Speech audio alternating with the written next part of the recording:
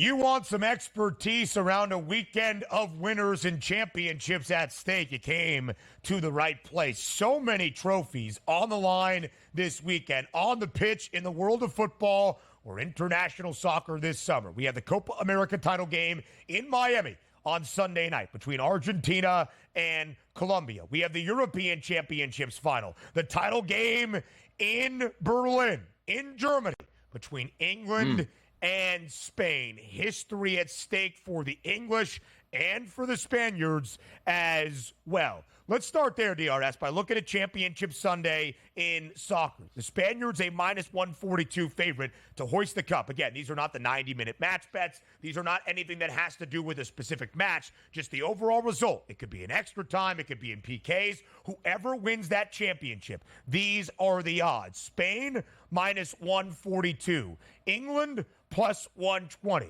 The English looking for their first international title in a major tournament since 1966. For the nation that invented football, where they always ask, is it coming home? That is on the line on Sunday. Spain looking to win its fourth European championship. That would move past Germany and stand all alone for the Spanish to win the most ever Euro titles in the tournament's history.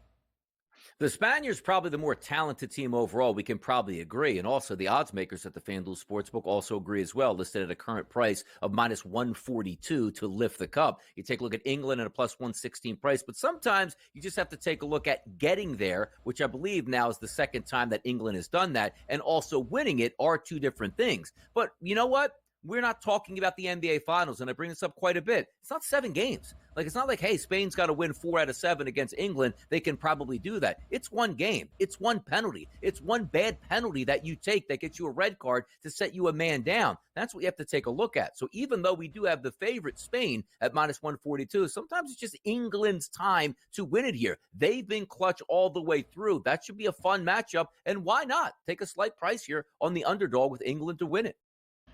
Yeah, I think so as well. I don't, listen, again, we're not soccer experts by any means. Our guy Anthony DeBundo or many others around the network could break it down a lot better than we could. But I don't think anybody has been overwhelmingly outstanding. Like Spain is the juggernaut. England's lucky to be here. The English style under Gareth Southgate is a little bit boring. England looked pretty good and aggressive in the semi on Wednesday against the Netherlands. And, of course, Ollie Watkins sending England to the title game. The first time they have reached a tournament title in a major international tournament off home soil in a very long time. Of course, they played in Wembley, asking, is it coming home at home during the European Championships in 2021, and came up short. Now to Copa America. What an atmosphere we are going to see on Sunday night in South Beach in Miami. Argentina and Lionel Messi, minus 180. Colombia, plus 152. If you want to see electricity, get ready for Sunday night in Miami with a Copa America title on the line. Yeah, South Beach is going to be cooking there. The party, the celebrations, whichever team and whatever fan base wins, that is going to be absolutely epic. But I do agree when you look at the FanDuel Sportsbook, almost a 2-to-1 price favorite here for Argentina over Colombia to lift the cup. And I do think that makes some sense. The star power on Argentina, I do believe, will rise to the occasion here. But I'm looking forward to a really, really good matchup. And it would not surprise us, right? The best goal of this match could come down to Lionel Messi's foot, maybe even a penalty kick at that point. I do agree. Argentina, for me, moves on, and that price point there is certainly reflective of close to 2-to-1.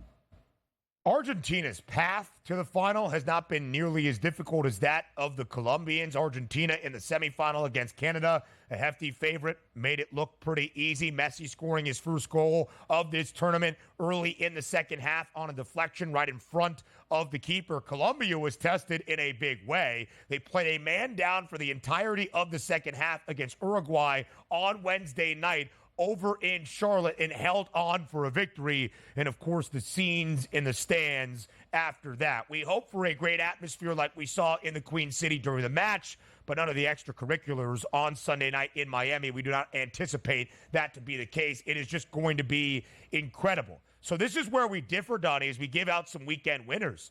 I have, like you, think England wins, and it comes home on Sunday at the European Championship. At least I am buying into the narrative. But I think Colombia actually pulls the slight upset as the underdog over the world champs in Argentina in the Copa America title. Yeah, I'm going to go England and Argentina. But by the way, on this too, like how big soccer is around the world, right? Of course, like there are a lot of people like soccer in the United States, and rightfully so. We just don't have a very good product that we put out at the highest level. But what happens, like if England does win the Euro? Like, is that a national holiday for like at least Monday and Tuesday where nobody's going to work and you just hang out down at the, grab a pint of beer and celebrate and sing into all parts of the night? Because we know also in South America, you take a look at Argentina or Colombia, one of those teams winning it here, that is a national celebration. We love like the Super Bowl here, but it's more like provincial because we're not all celebrating if the Kansas City Chiefs win or the Philadelphia Eagles win a Super Bowl. Right. But it must be cool to have that national pride to do something as big as that, particularly in England, where it hasn't worked so many times over the past couple of years. I would love to see the celebration for the English if they do win it. Enjoy the ride, right? Enjoy Friday, Saturday, the preparation on Sunday.